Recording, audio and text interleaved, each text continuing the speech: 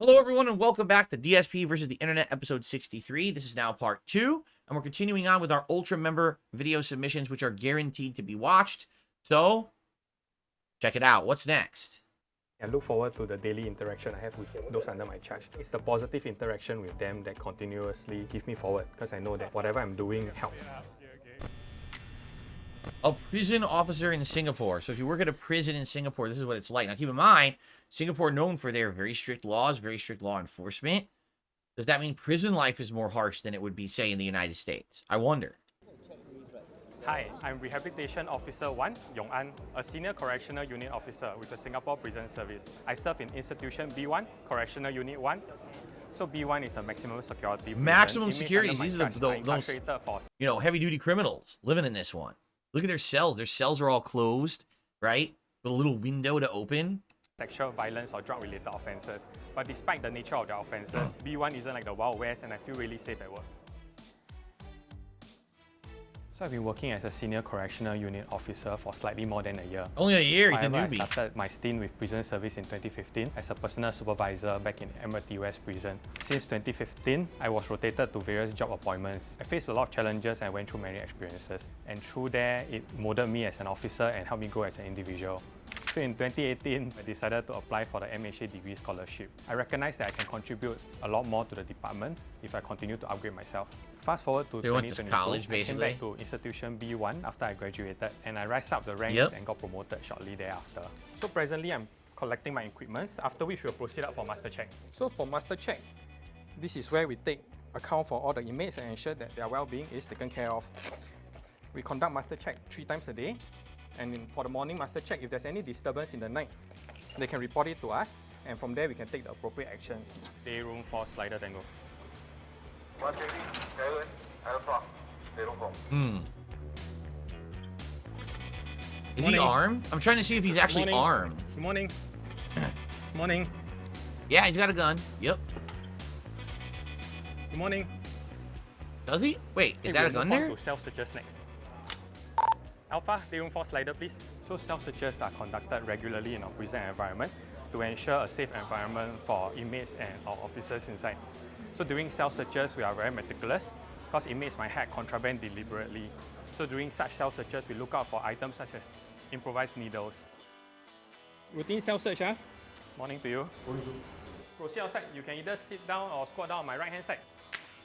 For me, I take it as a protected time with the inmate because during this particular self-search process, I'll take the opportunity to observe how he lay out his particular That's the cell, man. What book is he reading? You're reading Black Clover now? Yes. He's reading Black Clover, the freaking manga. It's funny. What's your favorite character? Asta also. Asta. Yeah. Why is that so? I think it's because I can relate with him also. Try to understand each other better as well. So for those books that I've probably read, I will share with them, then we can have a good chat over it. So one of the trickier issues that I need to manage as a Senior Correctional Unit Officer was to help an inmate contact his mother. This particular inmate in and out of prison multiple times. His letter is unanswered and there's no visit schedule at all. After talking to him, helping him regulate his emotion, help put him in contact. And I encourage both parties to reconcile with one another. Eventually, the mother did write letter in and schedule visit for this particular inmate. As a correctional unit officer at large, what we do matters. We impact more than just an individual. Wow. But by and large, after I would be shocked to hear that an American prison guard would work with an inmate to get them to reconcile with their estranged mother and get them to talk with each other. I mean, I don't even think that's even close to being in the scope of anything anyone in the United States would do at a prison. Interaction, they were like, hey, this officer is probably understanding. So I think it's very important for inmates and officers to humanize one another. I usually share with my friends. I work in a complex located in Complex Avenue, dealing with complex human-related issues every day as well. So it's pretty much all the complexity we face at work, because it's a very dynamic working environment. And this is where we continuously go out there and make a difference. It was back in 2017, an ex-inmate dropped me a particular message. He thanked me for all the assistance I rendered to him back then when he was incarcerated. So on days that's really very difficult, I always look back at that particular screenshot. Because it reminds me that as an individual, I can continuously contribute to this organization and contribute to the society at large positively as well. So at this juncture, we'll be proceeding over to NPR3 to conduct a circle session with all the other inmates. And right now I'll prepare the materials and I'll gather them over there.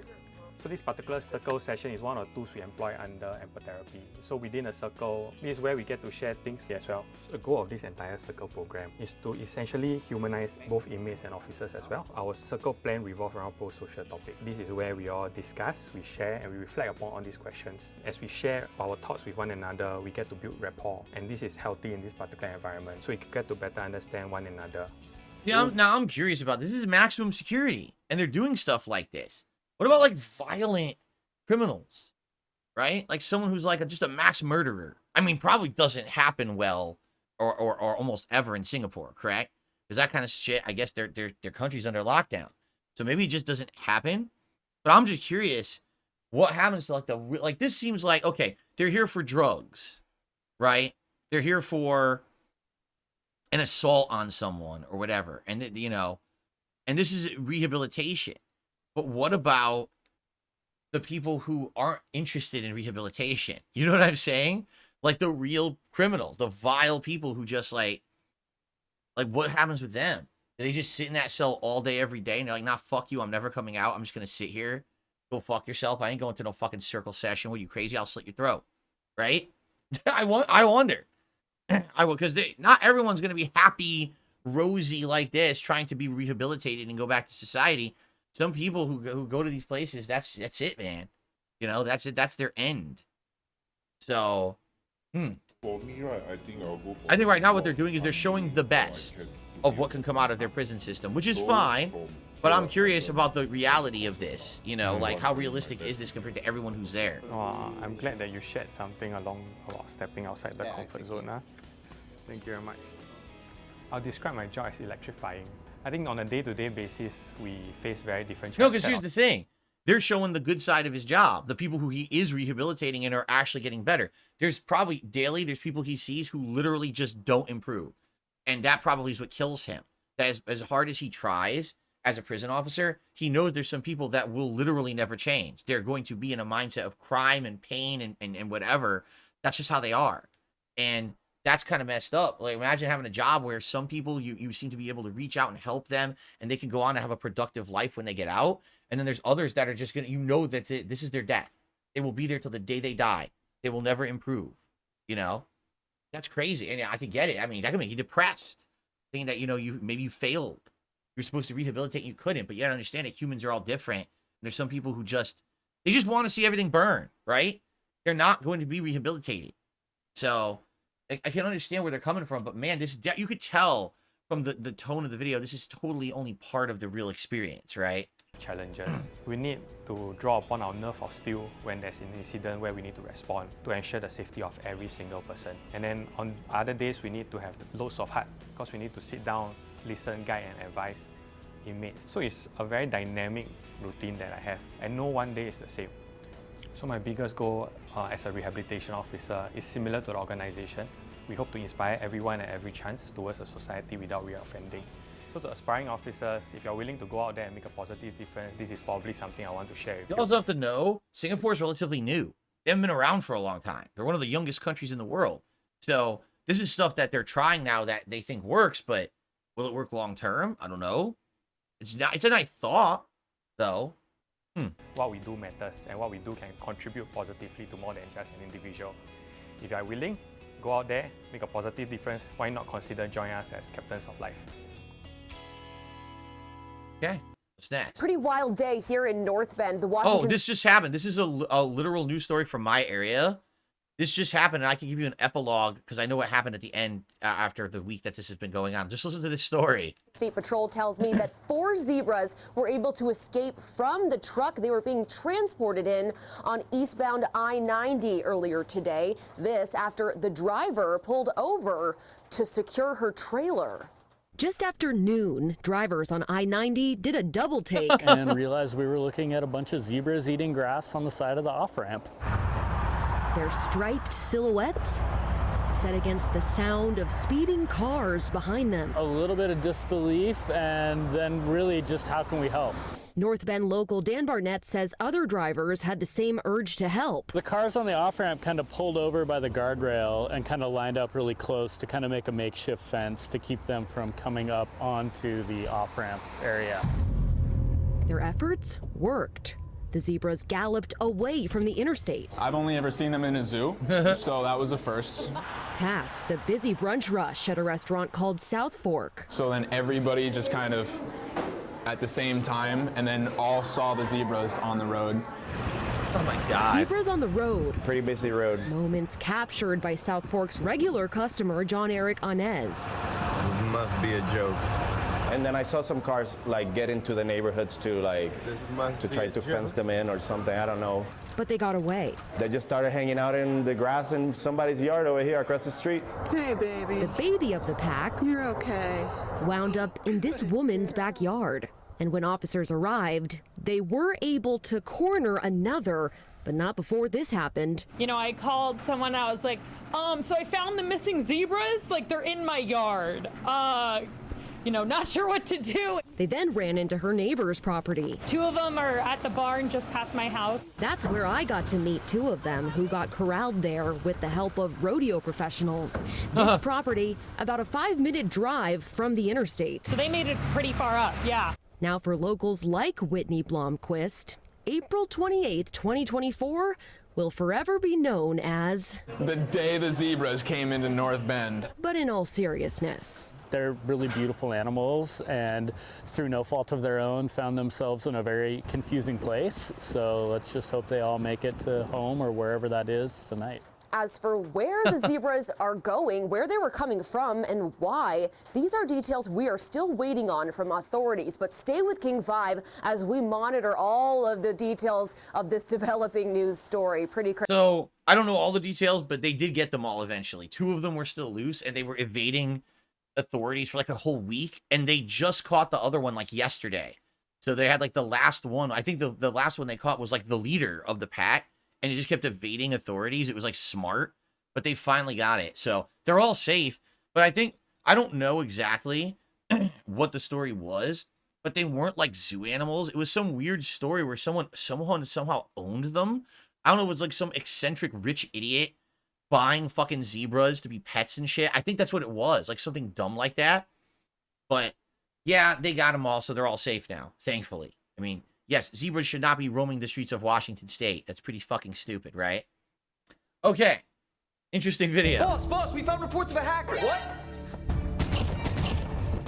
This is just awful. Find his username and ban him immediately. Already done. Whew, that was a relief. Good job. It looks like we need to make some improvements to the anti-cheat software. Way ahead of you, boss. Anti-cheat software is updated now. Wow, that really wasn't so hard, was it? Boss, we found reports of a hacker. I don't care. Don't you see I'm in the middle of something? But this really is an issue. Reports show that 1 in 20 players are hackers.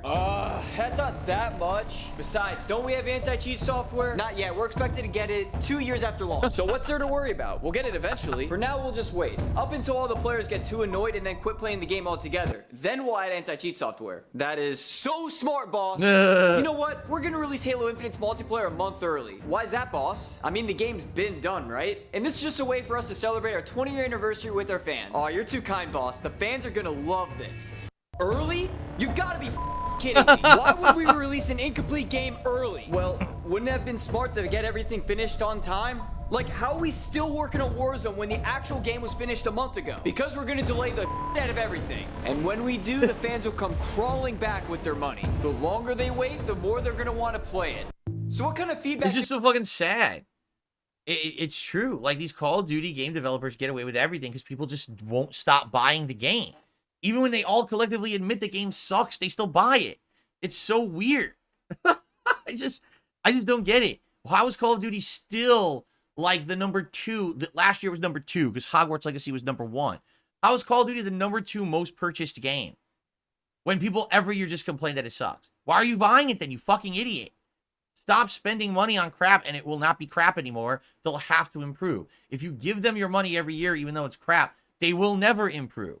You can't make a company do something if you keep rewarding them for bad behavior. It's your fucking fault. But they do it. And again, I think one of the major parts of it is the creator community, the people who are the Call of Duty gamers and streamers who they just create hype around it to make money. It's sad. Every year they're still streaming it, they're still playing it, and oh, it sucks. Then why the fuck are you playing it? Right? Stop acting in a different way than what you're saying just for profits. It's time to fucking wise up, man.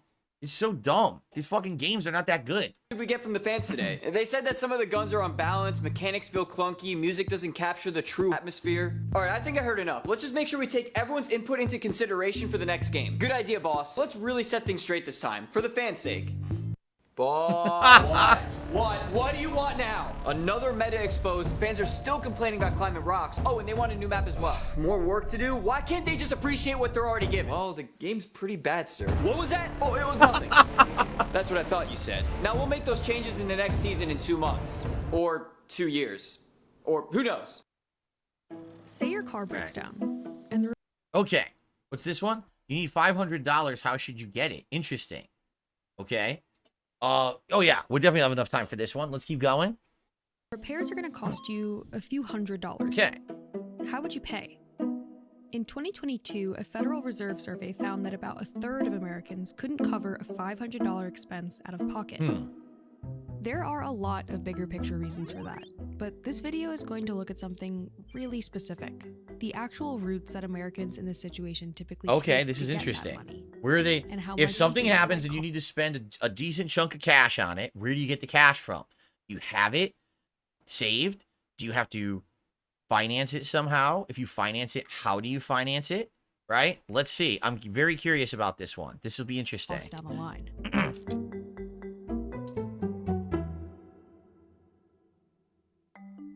That same 2022 Federal Reserve survey described 6 basic non-cash options that respondents said they would use to cover an unexpected expense. Let's see. But how available each of these options are to most Americans and how much they actually end up costing varies. That's right, because if you don't have good credit, probably half of these are not available.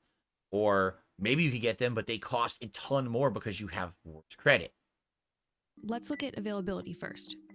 Most of these paths require you to deal with some kind of bank or institutional lender, both of which have histories of excluding people without existing lines of credit. Right.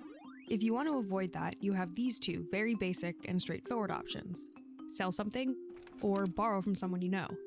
These routes might have an intangible cost, but they won't require any approvals or credit checks, unlike the rest of your options. Borrowing from a bank is perhaps the route with the highest barrier to entry. In order to be approved, you'll have to have really good credit and put together a pretty detailed application. Yep. And be able to prove you have the income That's to right. pay it back.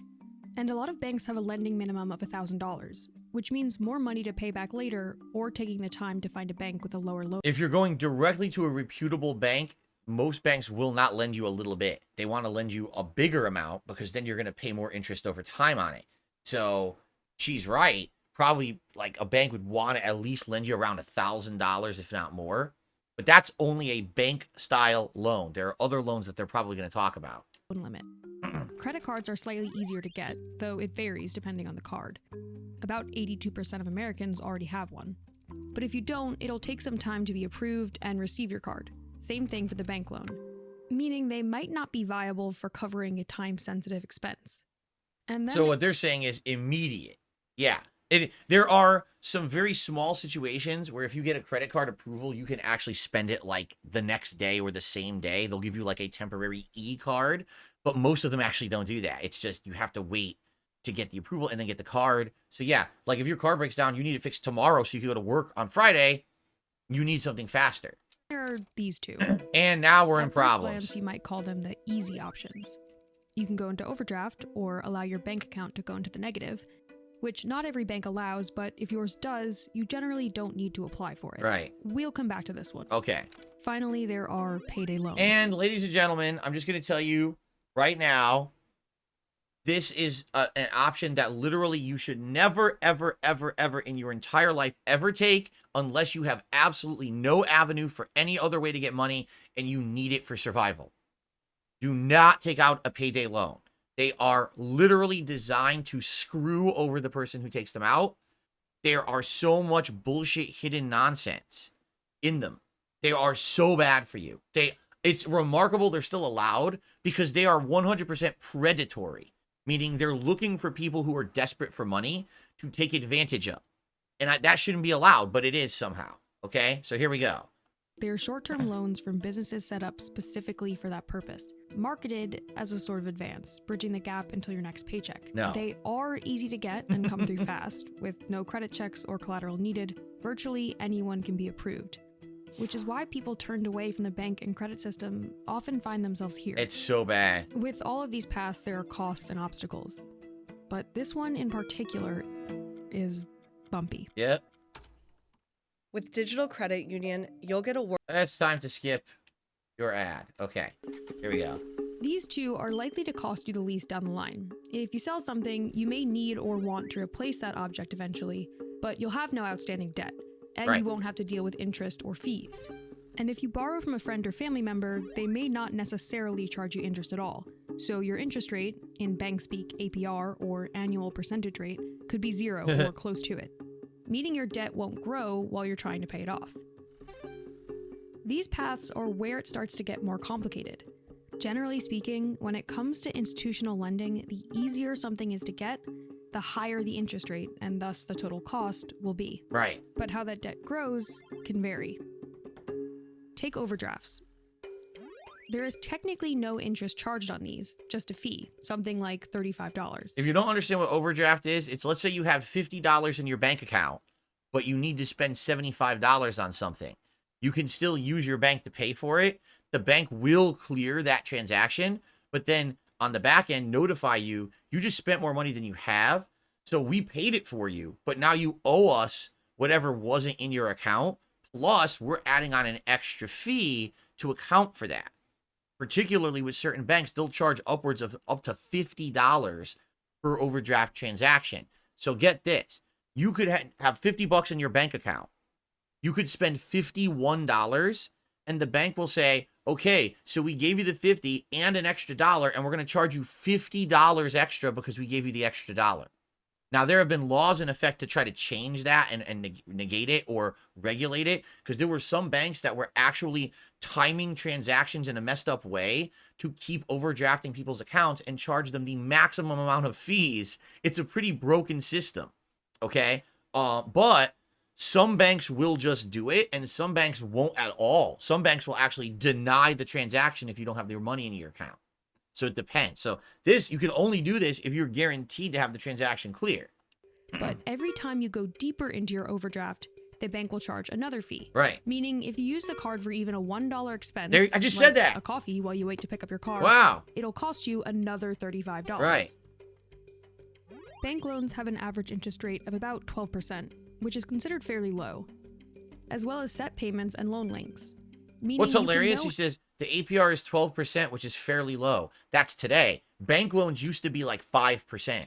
But because of the insane inflation we just had in the United States in the last 5 years, it went up to 12, but they've more than doubled. Just think about how insane that is. You used to be able to go to get a cheap loan. It worked. Now, it's like you're paying out the ass even for the cheapest option. how much the loan will cost you from the get-go, as well as how long you have to pay it off. So for a $500 expense, you might pay it off every month over 2 years, and spend in total about $565. There are also fees to apply if you're late or miss a payment, etc. Right. So that number can fluctuate.